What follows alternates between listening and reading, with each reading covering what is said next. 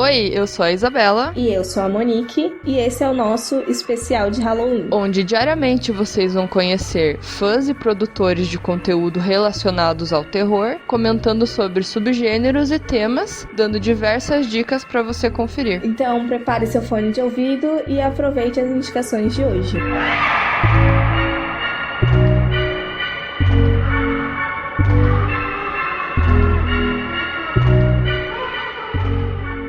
E aí, tudo em paz? Meu nome é Daniel, eu sou o criador do projeto Panorama do Terror, que é um projeto que é focado em cinema de terror contemporâneo, lançado de 2020 em diante, e eu também contribuo ocasionalmente com o Trash Modernizado e com o site Boca do Inferno, e hoje eu vou falar um pouquinho aqui sobre cinema de zumbi, e vou mencionar mais especificamente 2 filmes, que são #Alive e A Noite Devorou o Mundo. São filmes bem recentes. Pois então, o cinema de zumbi, ele nasce num primeiro formato bem no comecinho do cinema de terror mesmo, com aquelas lendas haitianas que consistiam basicamente em feiticeiros removendo a alma das pessoas e tornando seus corpos uma espécie de carcaça vazia, que seria então utilizada como uma espécie de trabalho escravo, né? Por muitos anos, esse foi o conceito, a ideia de zumbi que existia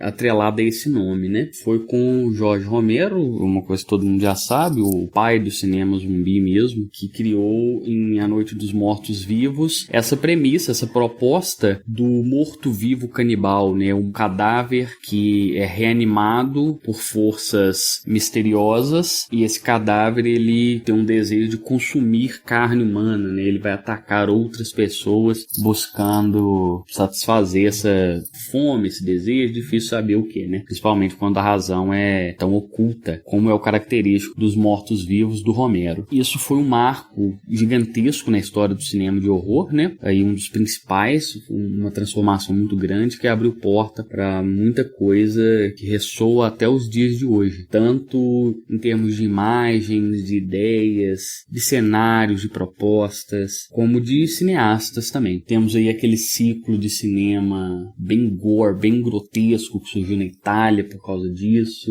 em decorrência mesmo, né, da influência do Romero. Nos anos 80, nos Estados Unidos também, vários filmes surgiram seguindo essa onda e brincando com esse conceito, né? Eu acho que aí um dos grandes filmes dos anos 80 do gênero zumbis foi A Volta dos Mortos-Vivos, né? Que brincou com aquela questão dos miolos, né? Os mortos-vivos agora comem miolos, que é uma imagem que ficou mas tão marcada na cultura pop, que é uma forma de identificar os zumbis, né? Sendo que esse interesse de zumbis pelos cérebros é muito específico desse filme, assim, né? Não é uma coisa que você vai ver em The Walking Dead ou em nada do tipo. Particularmente, eu cresci assistindo esses filmes que passavam no SBT, tipo A Noite dos Mortos-Vivos, o remake principalmente, nos anos 90, A Volta dos Mortos-Vivos, 1, 2, 3, e outros filmes um pouco mais obscuros, assim, e eles me marcaram muito, mas, de certo modo, aquele ciclo que já veio nos anos 2000, que começou com Extermínio em 2002, Madrugada dos Mortos em 2004, que já trouxe esse zumbi mais rápido, mais veloz, ele marcou muito a minha adolescência.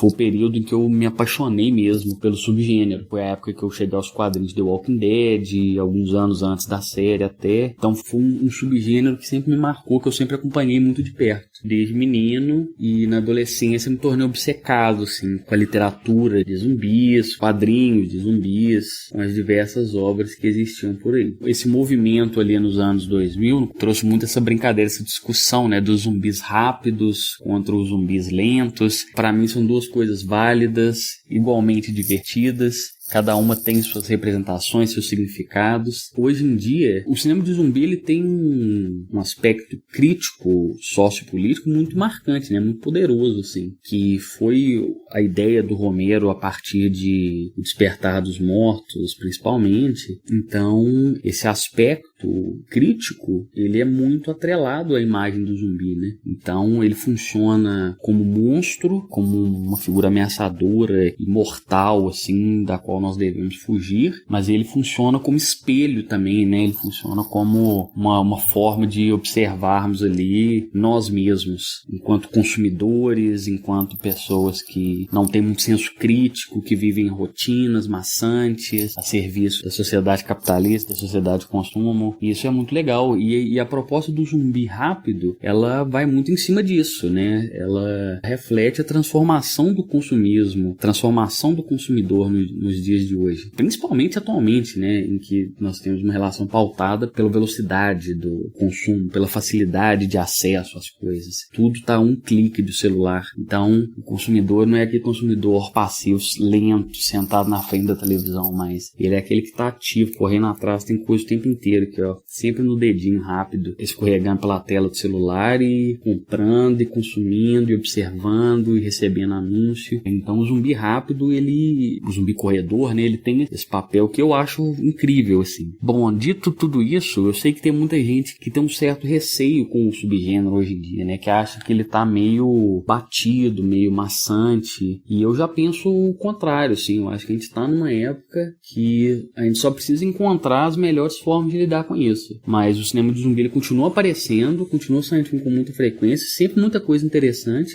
e eu acho sim que existe muito, mas muito espaço para continuar desenvolvendo essas coisas. 2 filmes que me marcaram muito recentemente foram esses que eu citei no começo, né? O Hashtag Alive e A Noite Devorou o Mundo. A Noite Devorou o Mundo é um filme francês de 2018 ou 2019, se eu não me engano, que é sobre um jovem que fica trancado num quarto depois de uma festa. Quando ele consegue sair de lá, ele percebe que todo mundo no lugar morreu e que a cidade, naquela madrugada, foi tomada pelos mortos-vivos. E aí ele precisa sobreviver trancado dentro do seu apartamento, sabe-se lá como, explorando e tal. E esse outro filme, Hashtag Alive, que saiu no Netflix essas semanas para trás, ele tem essencialmente a mesma premissa, que é um jovem sozinho no apartamento. Nesse caso já é um jovem um pouco mais antissocial, então ele estava sozinho por escolha própria, não foi um infortúnio igual no caso do outro, mas ele também tem que lidar com essa questão, com essa ameaça dos mortos-vivos lá fora, enquanto dentro de casa ele precisa sobreviver, ele precisa das coisas básicas para sobreviver. Eu escolhi falar desses 2 filmes porque eu acho que eles são, nesse momento de pandemia, de 2020, de quarentena, de coronavírus, eles são filmes feitos quase sob encomenda, assim, para falar sobre esse tema.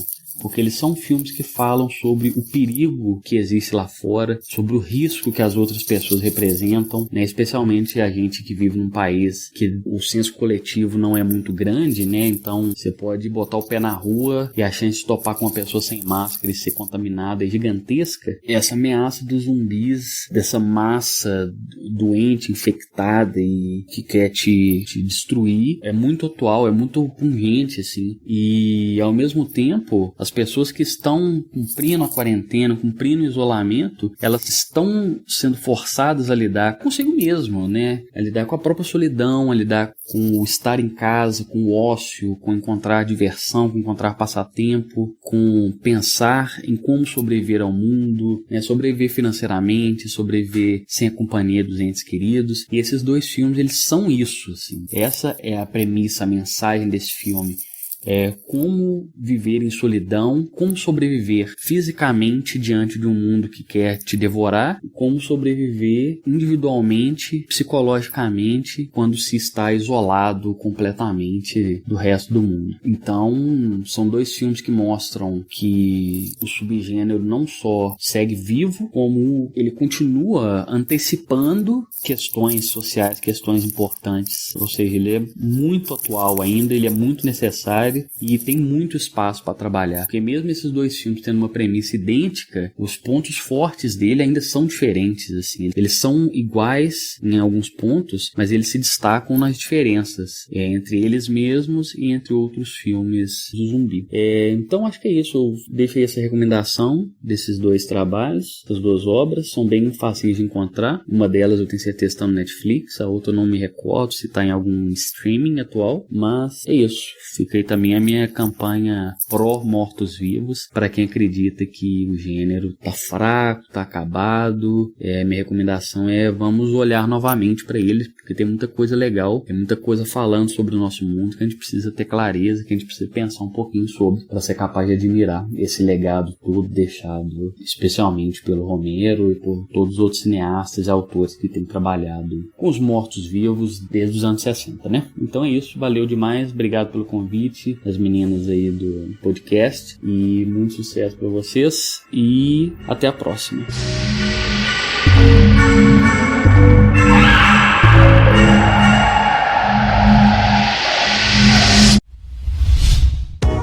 A iniciativa Podcasters Unidos foi criada com a ideia de divulgar podcasts menos conhecidos, aqueles que, apesar de undergrounds, têm muita qualidade tanto em entretenimento quanto em opinião. Por aqui você tem a chance de conhecer novas vozes que movimentam essa rede. Então entre lá no nosso Instagram, o @podcastersunidos, é só escolher e dar o play.